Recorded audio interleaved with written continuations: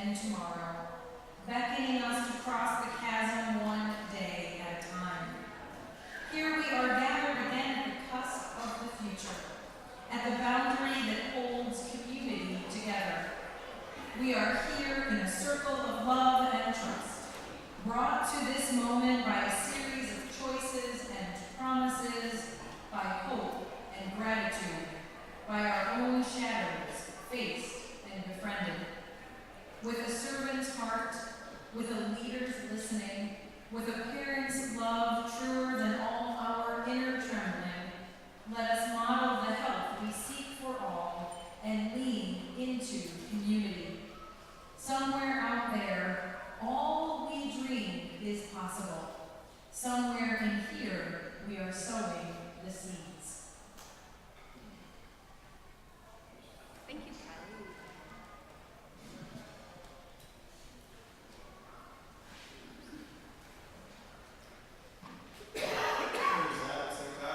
Chair of the Finance Committee, and wanted to give just a short context to our agenda today. So our agenda is more than just a budget proposal and financial updates. We'll hear from the ministry team, from senior staff, from the trustees, a message of stewardship, sustainability, and support for the Society's mission and principles. So, of course, we will look at our finances and proposed budget, but also raise issues and concerns that we believe the congregation needs to engage actively with in the coming year. And the Finance Committee shares with Society leadership concerns with decreasing pledge income, little flexibility in our fixed expenses, and challenges to our ability to ensure ministry and staff compensation levels are appropriate and where we want them to be. So our agenda today will expand on those themes and how we begin to address them and ask for your involvement and support as we move into the new fiscal year and beyond. So the agenda is printed and on the screen. Reverend Doug Watkins will talk about moving to a culture of abundance. We'll follow that with a review of the major themes I just mentioned by myself, Monica Nolan, and Terry Pepper. And with that context in mind, Monica will provide detail on our finances, current state, and our proposed budget for next year, followed by Terry Pepper, who will present ways that we can all help directly in building and maintaining a healthy society. We'll have an open floor at the end of that and end with the meeting again by our Democrat. With that, I'll turn it over to Doug.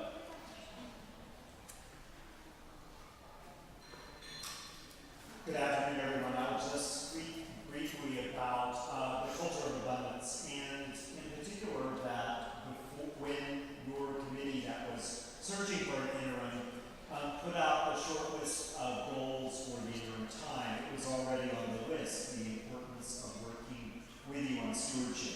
And I definitely want to acknowledge that you already are in the process of working on a culture of abundance that began many years ago. And you have been this last cycle in many ways very generous. We have a high percentage of people who raised their pledges in this last stewardship campaign. You have a significant number of people who have pledged to be ongoing, sustained stewards for this congregation. So a lot of what we are trying to do is to build upon the culture that already exists. And we will be working with both Bail Weller from the Unitarian Universalist Association that works with larger congregations, but also seeking out a couple of consultants to help us do some work in the next year. But the general principles that will guide our work really come from a few of the common ideas that seem to be consistent in congregations that have been successful at living into that spirit of abundance and doing well with their financial stewardship. Basically it begins with the idea, and this is a big component of the interim time, that the congregation is aware of the shared mission, something beyond just the mission statement, but a conversational understanding of why this congregation exists and what about it is a particular unique gift to the world and to the community. And that they are very often focused on that sense of mission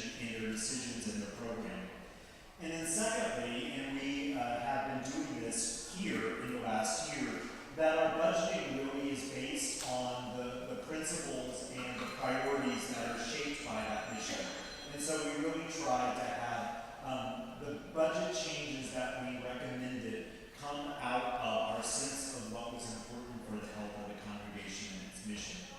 Number three, that is an important part of any congregation that really lives into that sense of abundance, has to do with a more open culture around being able to talk about money and being willing to address the realities and to ask pretty openly for generosity from its members.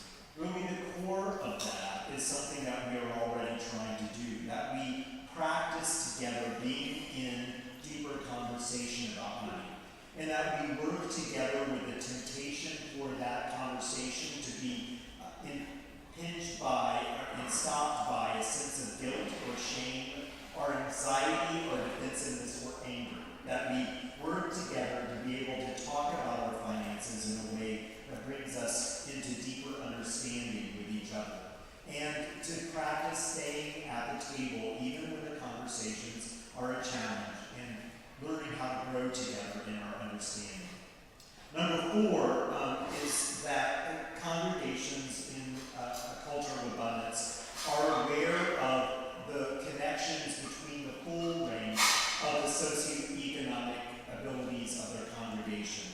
And that means both being aware of the under-resourced within the congregation, those that have less financial resources, but also being aware in good conversation with a full range, including people who have abundance of resources. And to understand that that full range is essential to our identity, but also to understand that it connects us with the larger world and our sense of that range in the larger society as well.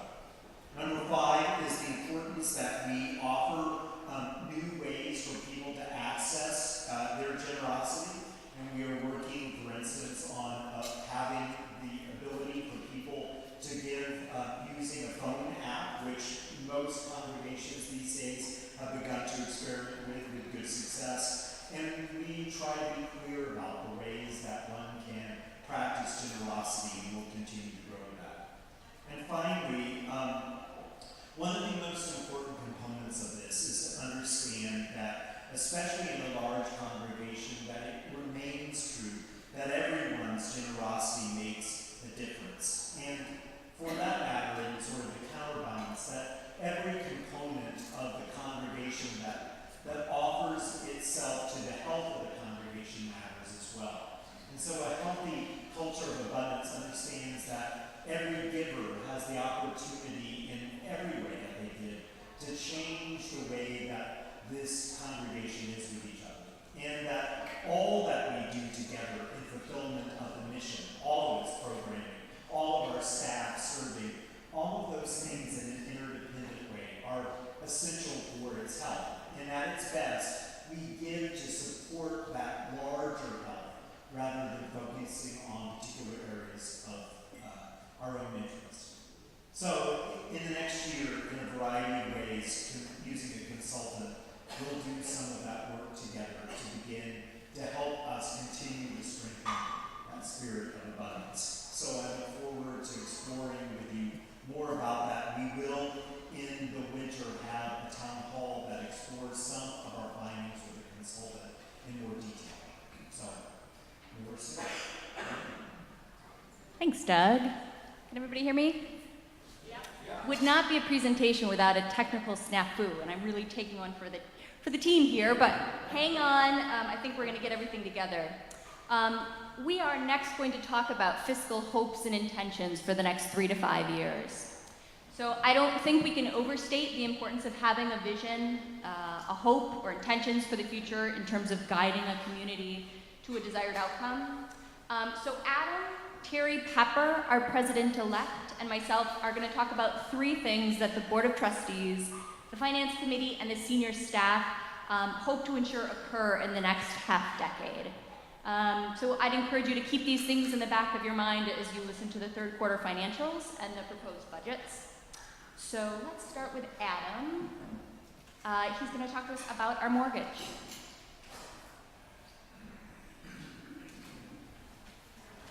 First slide is my favorite. This one? It's a good one. So after the personnel, mortgage is our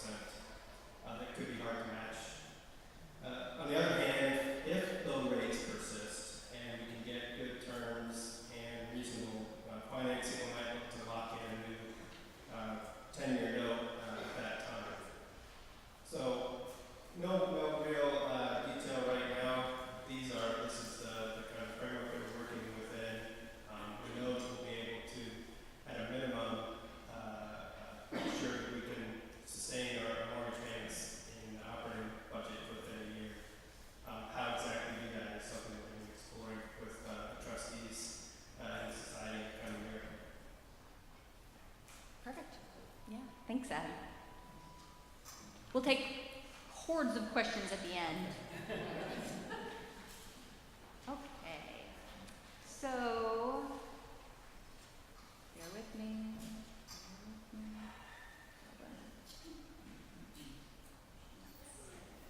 I'll get it, trust me. Okay, so another area that the board, the finance committee, and the senior staff have been looking at is increasing sustainable sources of income and decreasing unsustainable sources of income. The mouse is gone. It disappeared. There's nothing there. And decreasing unsustainable sources of income. So we're gonna look, ayo, he's back. What do you think is happening? Who knows? Okay, the bugs. So we're gonna start by looking at those unsustainable sources of income and then go to the positive. We'll talk a little bit about sustainability. So, you can kind of see here, Dan, I can't see my notes, I'm sorry. Dan, you should be my buddy and just stay here. Be my friend. Hold on, sorry guys.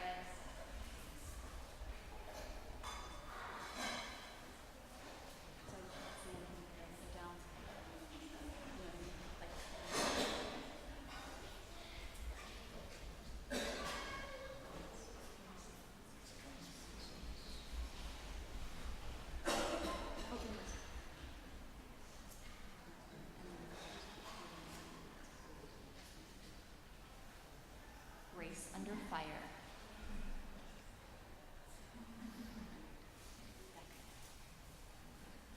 Okay, we'll see if that works. Okay, so now you can kind of see the slide in front of you. This is the designated fund account balances. So hopefully you've heard me talk about fiscal sustainability these last few years in this platform and in others. So for at least the last 8 years, we've been vigorously spending the designated fund accounts in the spirit in which they were intended. So I'm talking about things like the music fund, the tree planting fund, and there's nothing wrong with that spending. However, next year those funds will largely disappear, or at least the cash in those funds will largely disappear. So the rate at which programs are spending these funds exceeds the level at which new donations have come in. You can see from this slide that the collective fund balance has declined from approximately $250,000 in 2013 down to $70,000 in 2019.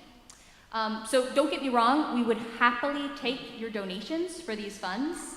However, given the current trend, we need to create a plan for a year from now when we can no longer depend on the designated funds to support our programs.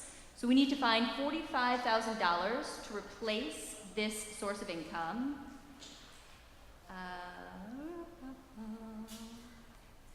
And as Adam said, we're optimistic that the mortgage paydown and the potential refinance can perhaps start to play a role in some of that income decline, but that should not stop us from continuing to look at other sources of sustainable income, which I will do in the next slide.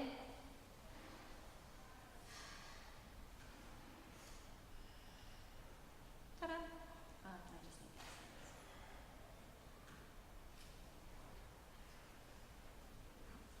Feast your eyes on the plethora of sustainable income options. Okay, I got that one. That was perfect. So what are these sustainable sources of income? How much do we think they will yield? And the honest answer is we don't fully know yet. We are living those questions together. It could be that pledge payments from a younger generation are an ideal source of new income. Maybe it's the share of proceeds from a food truck that we host here on Sundays, or a dramatic increase in funds from the foundation. Connie, I'm looking at you. It could be a plethora of sustainable income sources, and likely it is a combination of all of these. So with the capital campaign projects and payments wrapping up next year, staff and lay leaders and volunteers will be engaging with these questions very deeply.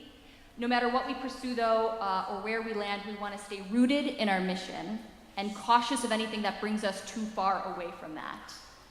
If you are interested in helping us think about generating income for FUS, if you're interested in lending a hand, you can contact myself, of course, or our fundraising project coordinator, Cheryl Mellon-Thine, who I'm sure is in the room somewhere. You can raise your hand. Oh, we might have lost her. She'll be back. What do you think? Can we do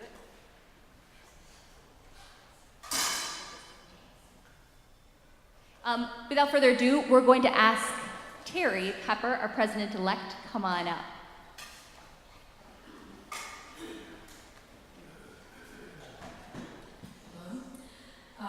So as we think through these ways of increasing our sustainable sources of income, so we think about the potential of what we could do. It continues to be front of mind that there are some significant increases we would like to make to ensure fair and equitable compensation for our staff as we live out our values as an employer.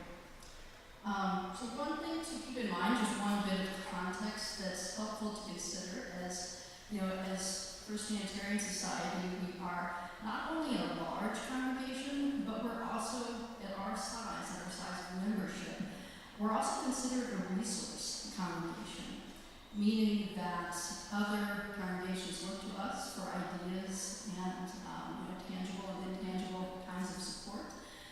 So it affects the work that our staff does, and it affects just how we operate in relation to our denomination. I mention that only because when we think about support of our staff here, it affects not only our experience, but it can affect the broader Unitarian Universalist movement as well. So later in the presentation, Monica's going to go over just a few modest changes we were able to make this year. Incorporating into this year's proposed budget.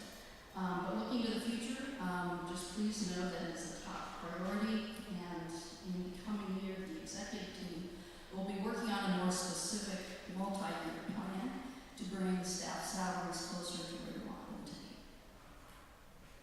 Thanks, Terry. Hello. Okay. So to recap, 3 primary fiscal priorities that we have for this next half decade. 1, decreasing our mortgage. 2, increasing sustainable sources of income and decreasing unsustainable sources of income. And 3, ensuring fair and equitable compensation for all staff.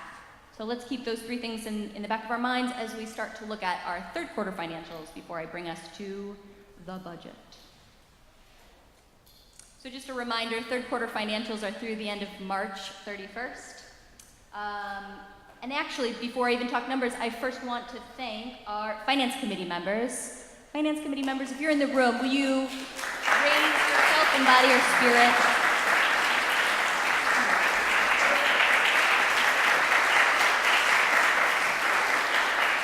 So we are tremendously grateful for these volunteers that help the Finance Committee, the board, and the staff understand the numbers and communicate them as effectively as we can.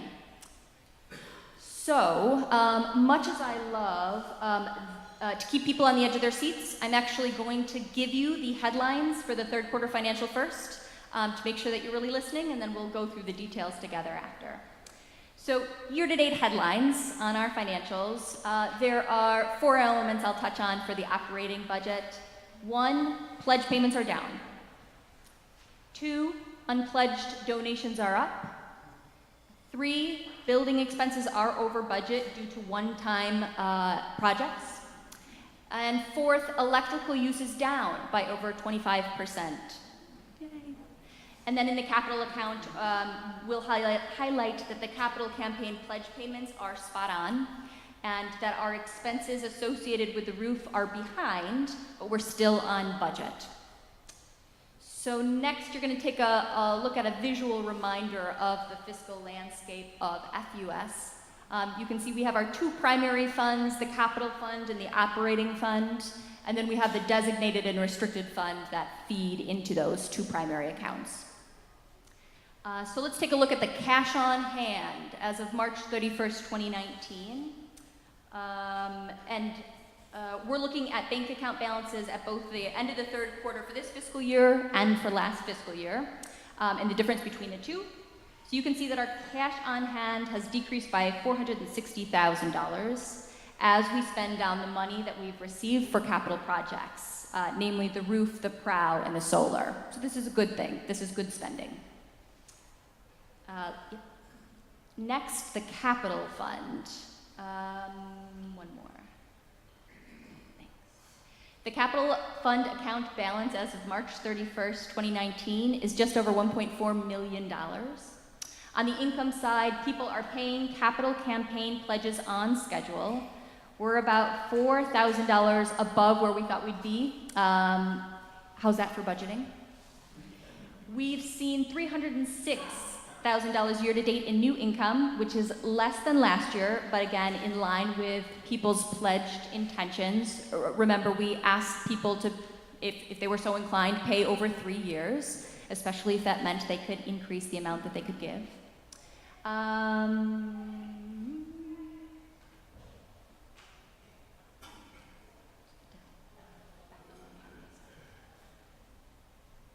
Round of applause for Dan, who's doing a tremendous job.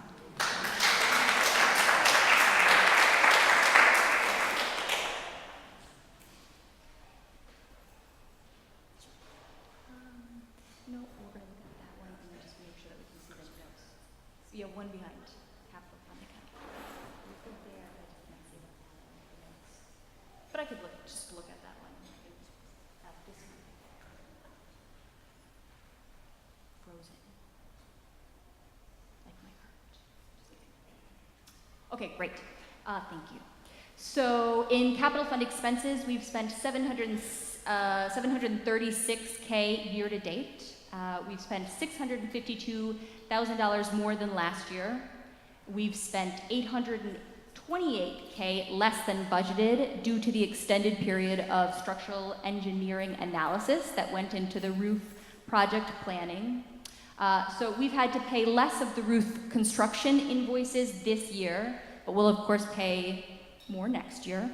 And we have every reason to believe that we'll come in on budget, which is $1.9 million for the roof.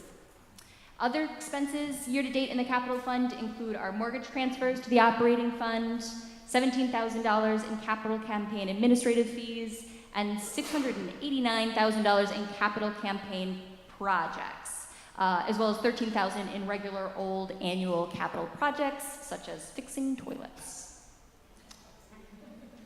Next, we'll look at the designated and the restricted fund account.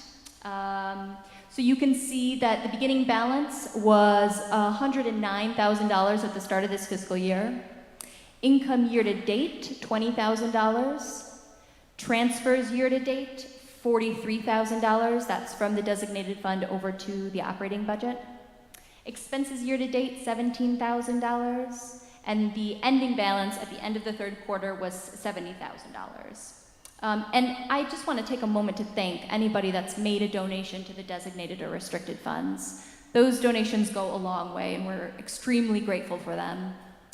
And you can see actually on the next slide a list of the designated and restricted fund accounts that we have, or lines that we have, I should say. The greatest of which is currently the music fund at about $33,000, all the way down to the Memorial Garden Fund, has a $725 remaining in it, just begging to be spent. And now last but not least, let's take a look at the operating fund year to date. You can see that our income year to date is $1.43 million, which is $42K more than last year. Expenses year to date are $1.4 million, which is $17K less than last year. And our net income is $23,000, which is far better than last year's deficit at the end of the third quarter. That was $36,000 deficit. So on paper or on screen, this looks good. What you don't see is that our pledges are significantly under budget, and our saving grace on the income side are our unpledged donations. So let's take a closer look at those. So in the next 5 slides, I'm going to point out areas where we've deviated from the budget by $10,000 or more, for better or for worse. First and most importantly, our pledge payments are $38K under budget and about $15K under where they were last year. Year to date, we have $870,000 in pledge payments, and we'll talk significantly more later about this, but it suffices to say that it's not good. It's not good news. Next, we will take a look at unpledged contributions, which were very good. As I said before, we are significantly over budget by about $86,000. Year to date, we projected that we would receive $118,000, but we've seen closer to $204,000. We have 196 unpledged contributions ranging in size from $5 to $59,000. In particular, we received a bequest of $59,000, and that was designated by the Board of Trustees to replace the roof over the courtyard rooms, which will soon support our solar array. Next, expenses that were higher than expected. The building.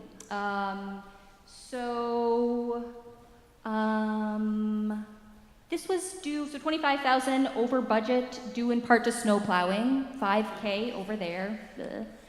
General repairs were $8K more than budgeted, and about $15,000 worth of HVAC work was completed to improve our energy efficiency. And about half of those expenses were offset or supported by unpledged donations. And last, 2 more slides. The next is expenses that were lower than expected. We're going to look at personnel and program expenses. So personnel, we changed dental carriers, which did get us a lower rate, and we also saw less expenses for the ministerial transition than what we had budgeted for. So in the program area, across the board, programs spent a few grand less than budgeted. However, many of these expenses we anticipate will catch up by the 4th quarter. And now, last but not least, in terms of expenses that are lower than expected, this one's my favorite, electric.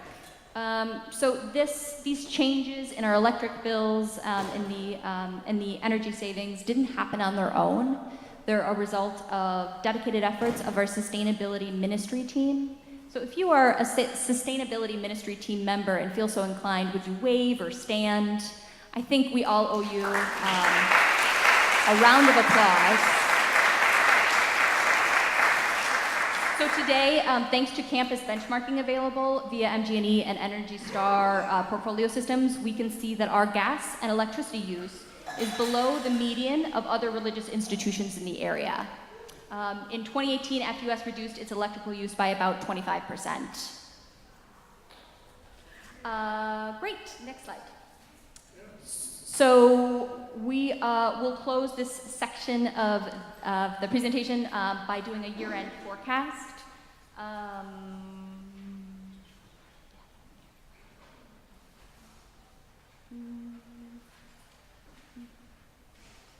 So summing things up, how do we think the fiscal year is going to end? The lowest amount of pledge payments that we have received in the 4th quarter was about $270,000. So if we match that amount, we'll end this fiscal year with just over $1.15 million in income, which is about $45,000 short of that pledge budget. Given that our unpledged donations are $86,000 over budget, we'll likely end the year okay with a small surplus or deficit. But I shudder to think at what would happen if we didn't have those unpledged donations. And we need to continue to look at those pledged numbers and give it some real thought. So we'll circle back to that right now, actually. So pledge updates. So first, we're going to look at 3 different things. We'll look at pledge payments, which I just touched on, but I'll reiterate. Then we'll look at pledges for this current fiscal year for 18-19. And then we're going to talk, we'll bring Steve Goldberg up, and we'll talk about the pledge or the stewardship campaign for next year. So 3 different things. So to recap, we have $870K in pledge payments year to date, which is $38,000 below what we budgeted. Last year at this time, we had $885K in pledge payments, so that's $15K more than what we have now. Again, I'd estimate that by the end of this year, we'll have just over $1.15 million in pledge payments this fiscal year, which is $45,000 short of our budget. So looking at the pledge campaign itself for this year, what did we see? Do the pledge payments align with the pledges? One would think they would. Next slide. So the annual pledge campaign for 18-19 had a pledge goal, oops, sorry, one more, back up, you were doing good. Yeah. It had a pledge goal of $1,195,000. As of April 30th, we have received 696 pledges, totaling $1,146,000. But here's the kicker. Last year, at the same time, we had received 791. So I said 696 as opposed to 791. And last year's pledges totaled $1,192,000, which is 95 more pledge units last year, and approximately $47,000 more in pledges. So as we discussed at the last parish meeting, or as Adam noted, this is concerning. Let's take a look at a graph that can show us the last 20 years of pledging history. Yeah, so you can see this brings us all the way back to 1998. Clearly, there was an upward trend, right? And that brings us right about to the recession. You can see 2008 to 2011, that dip. And then from 2011 until today, there is a downward trend. And you can see that more clearly in the next slide. There's a little bit of variation, but overall, clearly there is a downward trend, the most significant being this year. So why, right? I'm sure that's what you're all wondering. Why is this going on? And here is just a list of theories that the board, the finance committee, and staff have kicked around. First, it's possible that some individuals that are paying a capital campaign pledge are doing so in lieu of an operating campaign pledge. Probably not widespread, but it's an option. Second, we know that it's not abnormal for a congregation to see a temporary decline in pledges when you're in transition. That's true across denominations, and of course there are exceptions. But especially if a congregation was already trending down, it's not outside of the norm to see a decline in pledges. Third, and I'm talking both about the decline of this last year, but also the larger context of these last 8 years. We're looking at possible explanations for both of those things. Third, we know that there were systemic changes that began about 8 years ago when we started to see that decline, most notably being the decrease from three ministers to 2. And we know that in the last 8 years, we haven't seen new members coming in at the same rate that we're losing them. And then finally, in a much larger context, we know that many faith communities continue to be impacted by the tide moving away from religious involvement in the United States. Carrie McDonald, who's the executive vice president of the UUA, stated in their most recent newsletter that the UUA has clearly documented a trend in congregational membership that ran from 2010 to 2017, so a downward trend, but that they begin to see a stabilization of those numbers.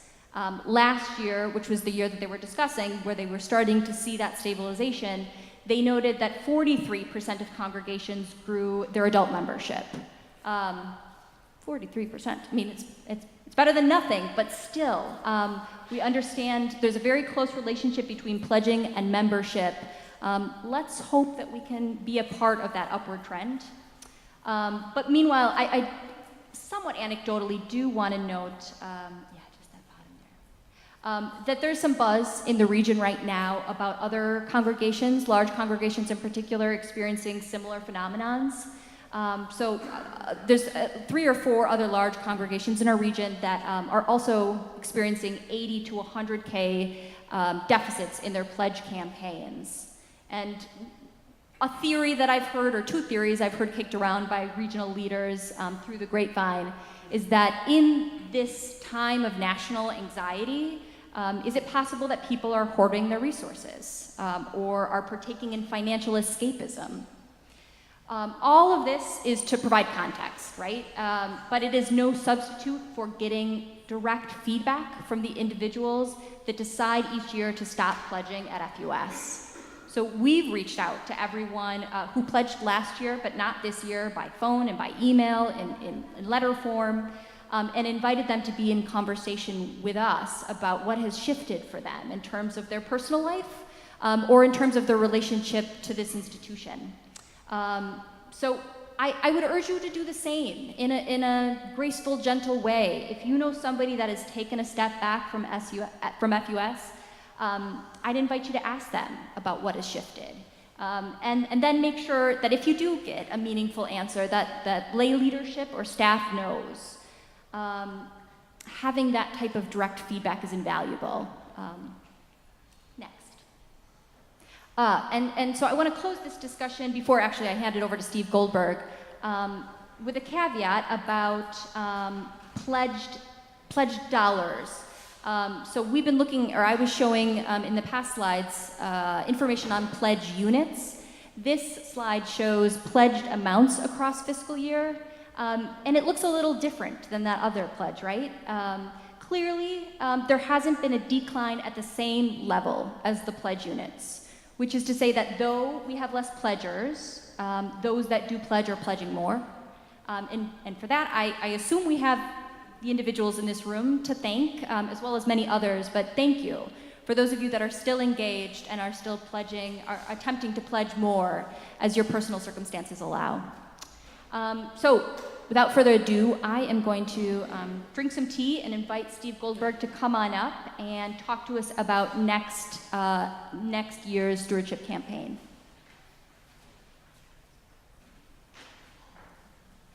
I don't know about you, but I'm married to the January to December calendar, and this fiscal year stuff confuses the heck out of me, but I'll try my best to get less confused about it. I think the good news is that our stewardship campaign on an April 30 to April 30 basis, comparing to last year's campaign, is ahead in terms of dollars raised. It's a little bit behind in terms of the number of people pledging. We have about half of the pledgers, and by the way, pledgers are wearing a special tag on their name tag, a special sticker on your name tag. You should have one. No? Okay, well, we have to fix that, or else maybe I got last year's sticker. Anyway, if you see somebody with one of these, thank them. But about half of the pledgers increased their total pledge versus last year's amount, and half have signed up as sustainers or multi-year pledgers. That money won't start rolling in until the fiscal year begins on July 1st. So it's separate from the money that's been coming in up to this point from past campaigns. We think that there's about $250,000 still on the table from people who have pledged last year but haven't made a decision for the 2019-2020 campaign yet. We have their names, and we're going to be contacting them to give them an opportunity by June 30th to participate. And we expect that we'll get some of that money back into the campaign. And that would put us close to the $1.2 million target. And we've heard all kinds of reasons for people not contributing yet, or delaying their decision, and so on. We're working on that as well. So anything you can do to reinforce the message about the stewardship campaign using the language of abundance certainly be appreciated. And I think Terry might have some ideas that she's going to share with us, and or Monica a little bit later.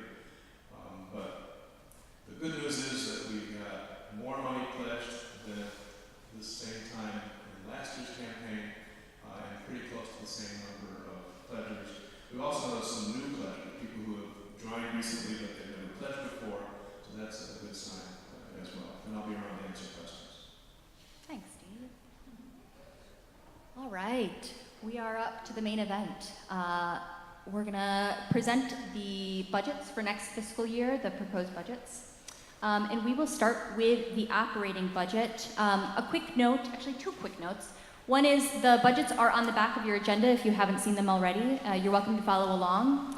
Second note is, speaking of paper, if you didn't have a chance to sign in, please do so. There's no voting today, but it's fun for us to count how many people attended. All right.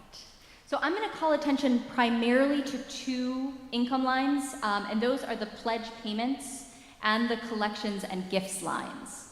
You'll see that this year's budget has a significantly reduced pledge payment line. Hopefully at this point of the presentation you understand why. But just so you know, this is created using the average of actual pledge income from the last 3 years, including this year's.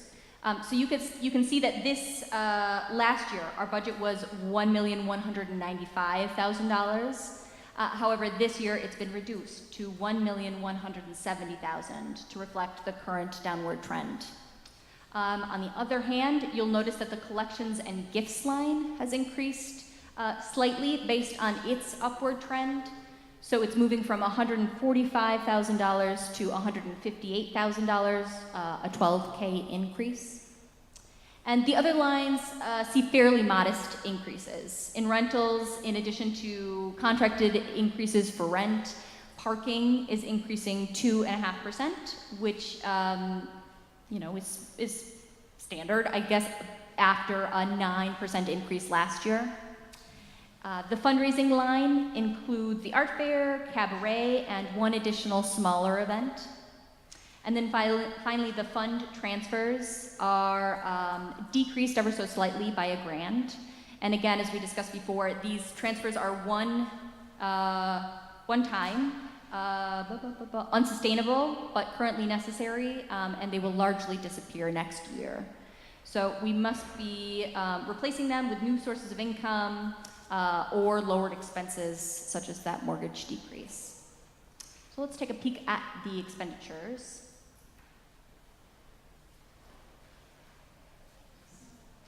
So on the expenses side, you'll notice a reduction in the personnel compensation line from 1819 to 1920.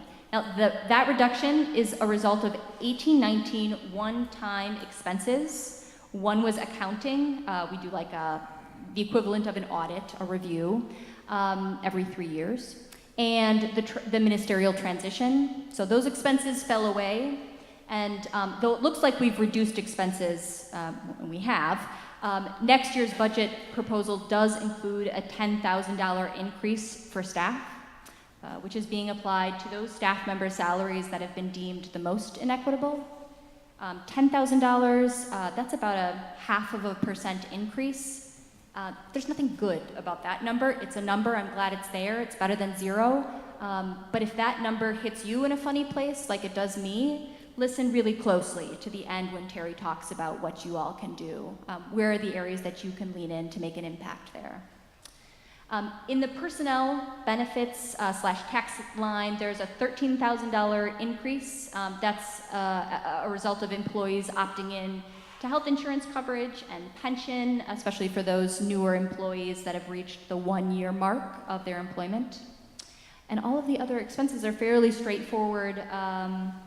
Overall, you'll see that our expenses have increased slightly from $1,910,000 to $1,916,000. We're going to shift our focus now to the designated and restricted fund proposed budget.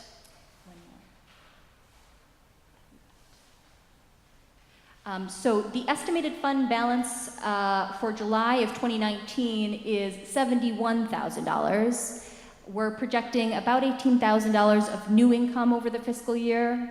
We will transfer to the operating fund $43,000. We are projecting in expenses directly from the designated funds $10,000, and thus ending the fiscal year with $36,000. And last but not least, the proposed capital fund budget. For those of you that were in attendance at last year's financial forum, you may recall that we did present a 5-year budget at that presentation. And this is nearly the same. We can look one more. However, we did receive pledges after that May presentation. And so this revised 5-year capital budget does reflect that. And also on the expense side, we increased the mortgage paydown equivalently. So again, this is a 5-year budget taking us from July of 2016 through June of 2021. We set up the budget in this manner to allow you to see the full scope of the capital campaign income and expenses that are spread out over that time period. And as a reminder, in terms of how we've designated the funds, we have $1.9 million set aside for the structural repairs and the roof work, $100,000 for the prow, $35,000 for the replacement of the boiler. That's on the landmark side, and then on the atrium side, $630K for the mortgage paydown, $50,000 for the atrium enhancements, and $37K for solar. So we'll have more details on those projects' status at the parish meeting. And now we will call up Terry Pepper, President-elect, to tell you just a little bit more, and after that we will open up for feedback. Hello again. So, taking in all these numbers, just taking a step back to think about the future and what each of us can do. I don't think we've shared this information recently. So $1 million+ pledge total is a lot to think about. So I always like to see how that, how that proportionally works out. As Doug was mentioning earlier, pledge contributions of all amounts matter and are one part of the whole.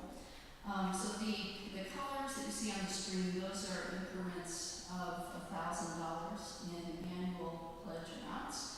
So you can see that nearly half are comprised of individual pledges of less than $1,000, and then the next segment of just over 25% is in the $1,000 to $2,000 range, and then the top 25% are pledges that end up increasing increments of $1,000 on up.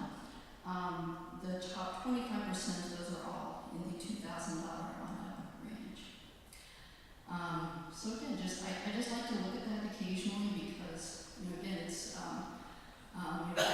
folks have a wide variety of levels of connection and commitment to the organization, and it's interesting. It's especially at the opposite ends of the spectrum. It's interesting to see just the large number of folks who might be contributing a small dollar amount, but it is an important part of the foundation when you see how everything adds up together.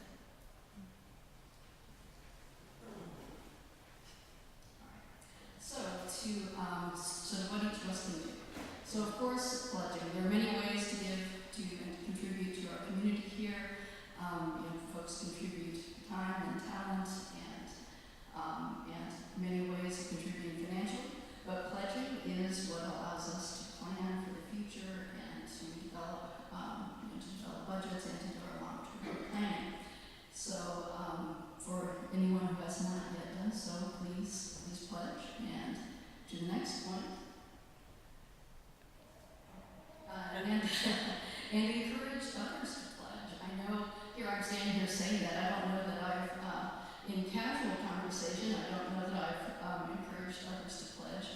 But we do know it's effective. Some congregations do a face-to-face pledge drive every year. Many of you have probably participated in that in other years.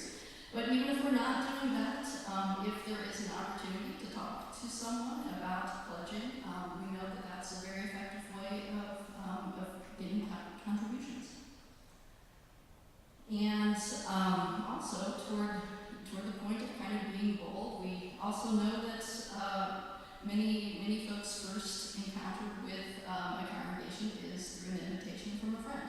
So if there are folks in your circles of acquaintances who might find a spiritual home here, that can, in the long term, have an impact on our financial stability as well. So I encourage everyone to look for those opportunities. All right, and taking yet another step back from the numbers themselves for a minute, there are many opportunities to help kind of grow, to help, as the slide says, to be for us all to be a part of the communication team. A lot of communication, of course, takes place electronically. Curious for those in the room, how many folks have a Facebook account? Show of hands. Not everyone, but many folks. What about Twitter? How many folks are on Twitter? And Instagram. Is anyone on Instagram? Oh, so I think the folks who are not on Facebook are on Instagram. Well, FUS has accounts on all of those platforms. And if you take a look at them, our staff is very diligently making frequent updates to the social media platforms about current events, things going on. There's not a lot of activity with, there are actually many folks follow those accounts. There's not a lot of activity of interacting with those postings. So if you share things, if you like or comment, that all affects the algorithms that make that message, that expand that message, and it will show up in the feeds of others who also follow those accounts. If that was Greek to you, talk to others, talk to me, talk to our staff, but just something to keep in mind. Don't underestimate the impact that small actions like that could have. I know that's where I get a lot of my information about what's going on in the community. I tend to rely on Facebook as a reminder of things that are coming up and to find out about them in the first place. It's probably where I get most of my information. So that's. And finally, again, just thinking about the impact we can have in our personal connections. Again, thinking about just the quality of our congregational life. Think about any interaction you have with fellow members. Think about that as an opportunity to get to know each other better, to find out more about the wide variety of reasons that people give to this congregation, how they feel connected, and thinking about that in terms of our long-term growth. Perfection. Thanks, Terry.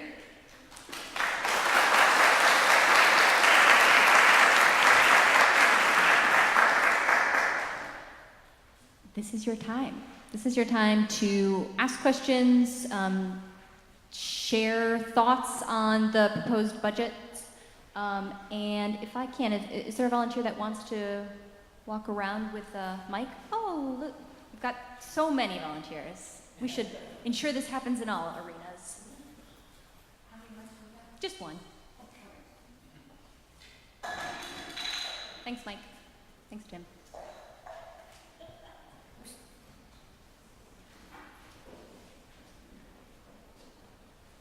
Hi, I'm Dick Goldberg. Question about the $180,000 transfer to operations from the capital fund. Now, not following 100% what's going on here, it would sound like we need $100,000 to shore up our annual budget. We're $180,000 short without any capital from the side to pay our expenses. Am I reading that right? The 180 number doesn't resonate for me. Are you seeing that in writing somewhere? Did somebody articulate that? Transfer to mortgage or to operations. Oh, I see it. Oh, over multiple years. Two operations, 180,000. Over 5 years. Oh, it's over 5 years. Yeah, so let me just see what you're looking at here. Yep, 180. So that's for all of those years from 2017 to 2021. It's still just the $45,000 that Adam spoke to. And that's what we're talking about, doing the refi and or mortgage pay down. We have a plan to remedy that. Yes. And the $630,000 pay down of our mortgage, how much will that reduce our annual expenses every year? Will we make a lower P&I payment as a result of that pay down? Lots of variables that are at play there, and we promise we'll update you likely at the fall parish meeting with all of the details. We're right now just gathering all the information and lots of different scenarios. Yep, and we'll have a much more thorough presentation for you then. Thanks. Yeah, thank you.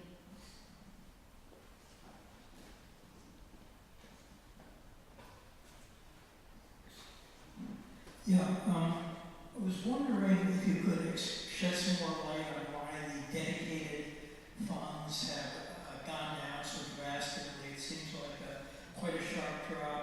And also, could you explain what exactly is the fundraising mechanism behind the art fair?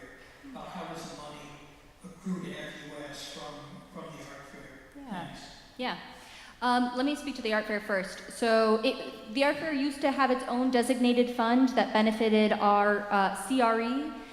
Last year, Leslie, in conversation with senior staff, decided that it would make more sense to have that roll directly into the operating fund to just help benefit FUS as a whole. So it's now just a part of a portfolio of options or mechanisms that we use to support FUS. Your other question was about, remind me, designated funds? Oh, why did it drop? Yeah, so we've been using them steadily, or I should say, we have been using them over the last, 7 or 8 years, as you could see in that slide. Do you mind pulling that up for me? Go here, sorry. It'll say designated and restricted funds, and then there's a, no, keep going. So those are used for a variety of things. A donor has an intention, we make note of that, whether it's the music fund, for example. Many years ago, we would have expenses that would come directly from that designated fund, and then there was a shift around the time when we built this building, where we started also moving those designated funds over to the operating fund to benefit the program in question. So some of those designated funds for the music, designated or restricted fund, goes over to the operating fund to benefit the music department. Does that make sense? The decline, we've been usually using a similar amount each year. So I think it ranged from like $15,000 or $20,000 to $45,000 over these last, 7 or 8 years. So it's just slow and steady. We didn't find that slide, but usage is depleting it, and there's likely just perhaps less donations into those designated and restricted funds, which I'm not overly angry about. We love those donations, and we also love broader donations. We love those unpledged donations that can benefit the institution as a whole. So yeah, I hope that answers your question. Okay, I did have another question about the art fair. Yes. I mean, how does the financial mechanism work? Yeah, about the art fair. How are the funds raised specifically? Do the artists pay a commission on the total sales, or do they pay a registration fee for how much space they're using? Yes, all of those things. If I'm not mistaken, Leslie knows more, but it's changed a little bit over the years. We do charge a fee for every artist that is present, and then we get a cut of their sales. Is that right? Yeah, 15%. Thank you. Hi, Mike. Quick question about, I heard membership counts in the decline. And then is that the same as pledged membership counts, or is that some other number? I think about membership numbers and pledge numbers being different. If I'm understanding your question, yes, they are two different things. We did talk about both in the presentation because they are so closely connected. Both membership and pledge donations are down. Does that start to answer your question? Yeah, I can see that. Yeah. I was just a little concerned about the decline of pledging people. Yes. Pledging people. Pledge units. Yes. Pledge units and pledge dollars. Yeah. The next bit, I assume we probably assumed during this transitional period that there would be some decline of pledging numbers or something. I don't know, per capita pledge or whatever. Now that's, as I hear, that's going to be extended 1 year. The Yeah. transition. Yes. Yeah. So Yeah. that decline could continue from next year to the year after that. Yeah, I think it's really important to note that the decline that we're seeing has started, 8 years ago, way beyond the start of transition, for a myriad of theorized reasons. So, does it play a part? Maybe. Is it the biggest part? I don't think so, personally. Especially from the feedback that we have had from the individuals that we're chatting with that pledged last year and didn't pledge this year. Very few have given that reason. It's something to be aware of, but personally, my gut is that's actually not why people are pulling away. Well, it just feels like an accelerated decline to me. Yeah, that certainly is the case. It is an accelerated decline. In that regard, can you share anything about what you've learned about why people either are leaving or have not chosen to pledge, which essentially is that they're leaving? Right. Yeah, so the really hard thing about that outreach is it is really hard to get a hold of people. Shocking, I know. So we don't get a lot of answers. We call, we email, we send letters, and we don't often get FaceTime with people. So the amount of people that we do get to have exchanges with, I don't know that those numbers accurately depict a trend in that decline.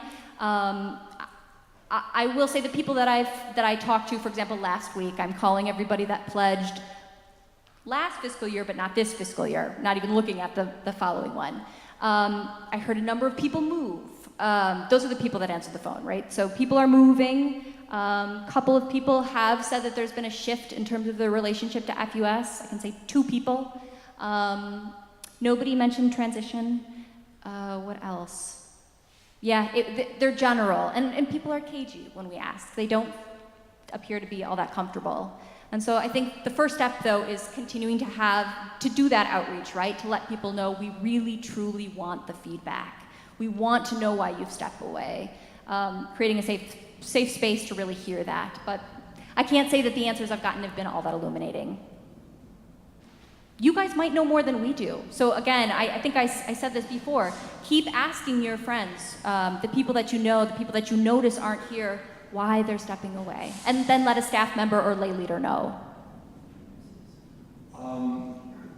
If I'm remembering correctly, Steve said that we've actually gotten more pledged dollars through April 30th than we got last year. For next fiscal year. The budget may be going down, but the pledged dollars, the most recent information that we have, is that has turned. Now, that doesn't mean we don't need to keep a really good eye on it, but that would seem to be pretty encouraging. I agree. It's encouraging. I think we do have to keep an eye on it, and in particular, because Steve is so dynamic, Steve is dynamic, right? That I think the people that were in the room pledged early. I think Cheryl and Steve, we have a tremendous amount of gratitude for what they did. But I worry about the people that aren't in the room, that didn't get some of that energy, and those are the people that I think we're not hearing from yet, and so it's that outreach to them to make sure that they pledge. Yes, the numbers are positive so far, but I wonder the degree to which that played a part. Well, and there's inflation to look at. There's inflation to look at too. But I wanted to verify that Yes. actually did occur. And I think we ought to change Steve to the post man. Make him do this every week. Hey. House call? Oh, that's a whole other topic. Thanks, Steve. Alyssa.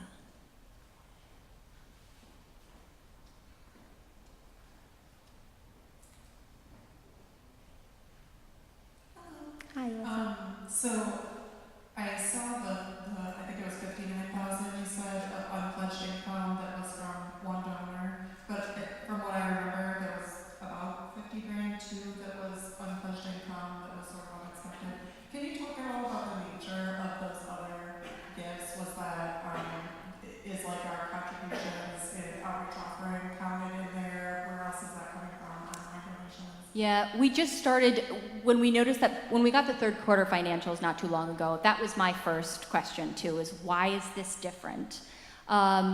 There is a fair amount of administrative outreach that's happening right now to look closer at the donor history or the donation history for those, for the people that made those unpledged donations. 2 of the largest gifts were bequests, and the others appear to just be smaller donations. We might have received them from the basket and they might have said unpledged donation, they might have said donation. We don't have enough information. I'm really curious to learn more. One way that I would encourage all of you to help us better understand what's changing in that arena is, this sounds silly, but write really clear notes in your memos. So if you write a check to FUS, tell us exactly what it's for and maybe even why, right? Like if you're sitting in a service and you are really moved, you've maybe already wrote one check for your pledge and you're putting it in the basket, and you wrote another one for the offering to be split 50-50 with FUS in the offering org, but then you're writing another one, tell us that it's because you love us and you want us to have this additional $500,000. Without really clear memo lines, we're often guessing and doing detective work based on the prior giving history of somebody. But yeah, over these next 2 quarters, we will be doing some more direct outreach to people that give us those unpledged donations to just say, cool, thanks. How come you did that? Tell us more. So we only know so much, Alyssa, but it's a great question. I have the same one.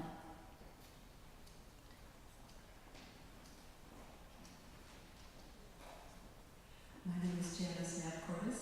In the communications budget, there's a drop of over $5,000. Could you give some detail about that, please? Yeah, some of the software that was previously being that was residing within that budget has been moved to the administrative or operating line. So it's really a reshuffling of some software expenses. There are some decreases that were decided by the program leader themselves, that they didn't need certain lines that had existed in perpetuity, or for the recent history, I should say. Most of it is a transfer over to the administrative line, which you can see increased, but the rest was a couple of grand of, we don't need to do X, Y, or Z. We're doing more things online, which is less expensive. And we are trying to cut down on use of paper, which has been a major source of expenses. We're trying to wean our community off of that as much as possible for the environmental impact. So yeah, a couple different reasons. Okay, I'm Lois Basler, and I just have a quick question on one of the items listed as insurance under the income. It's under the proposed capital budget. Yeah. The second item for insurance, $450,000. Can you explain what kind of income that is? Yeah. So we had a hail damage claim back in 2017, I think. So our meeting house roof was damaged. We filed a claim, and this was the amount that the insurance company decided to give us.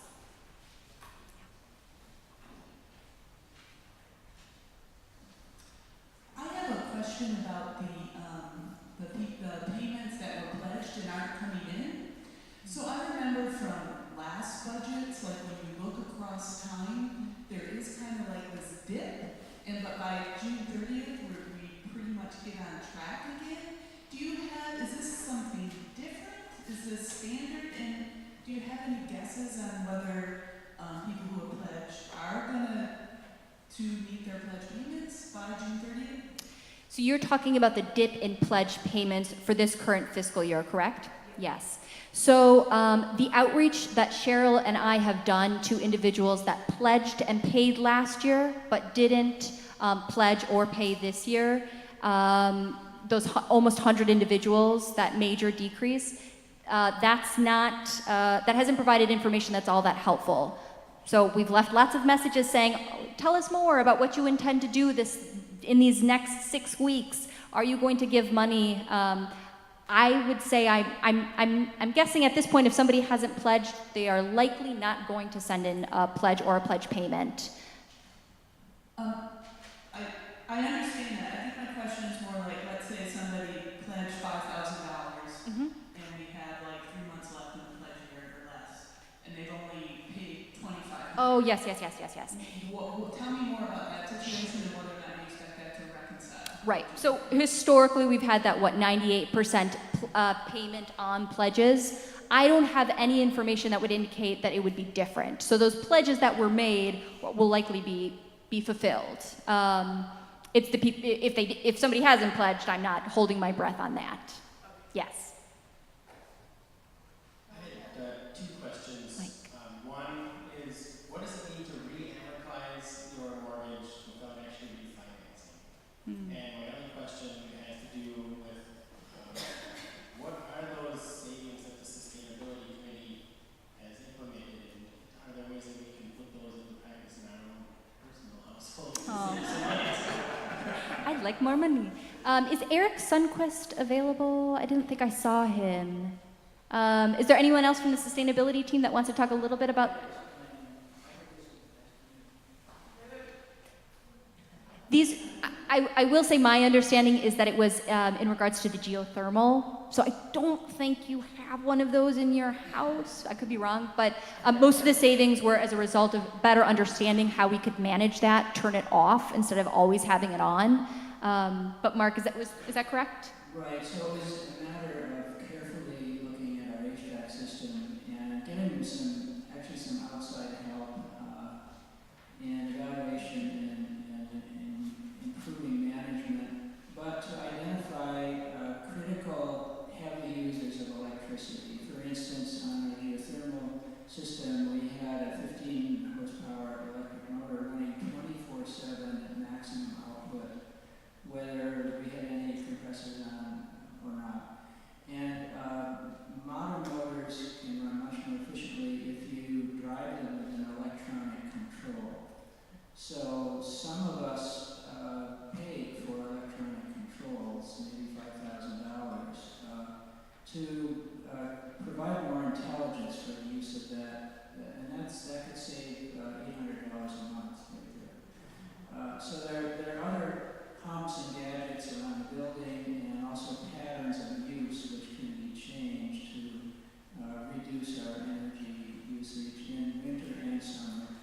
And over time, as lights fail, Tom is replacing bulbs with LED bulbs. So there's an ongoing effort.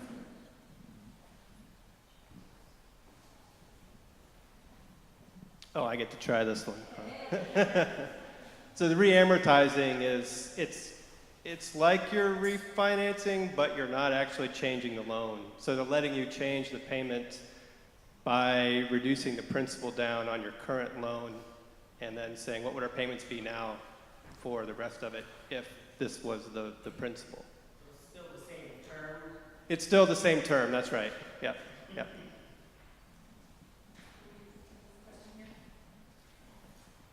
I had a quick question about those people that aren't repledging. If you call me, that makes me scared and maybe I don't answer the phone to tell you. Is there any discussion of maybe a non-judgmental survey saying, we just would really appreciate this information because it would really help us. Could you fill out this non-judgmental survey? That's a perfect title, non-judgmental. I like that. We hadn't talked about it. Sorry, Mike is dying, but hadn't talked about it. I like the idea. He's replacing it. I've been talking too long. Anybody got a next question?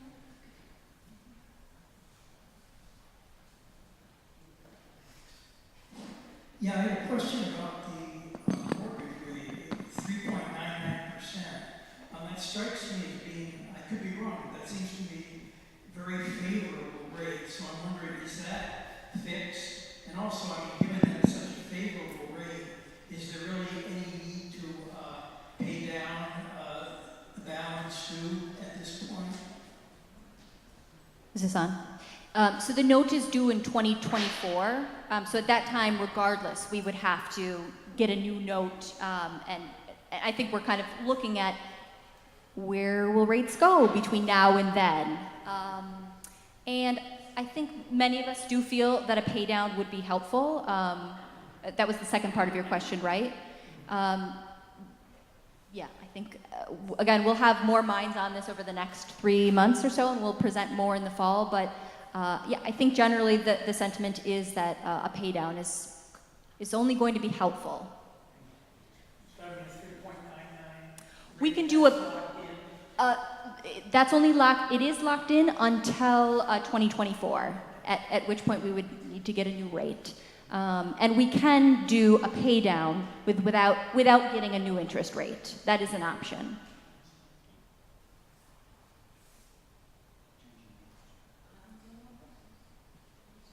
Thanks, everybody. We are going to call up Reverend Kelly Crocker. Oh, there she is. To do our closing reading. Thank you, everybody, for coming out on this delightful day. We hope you'll join us again at the parish meeting June 2nd. Great, thanks, everybody.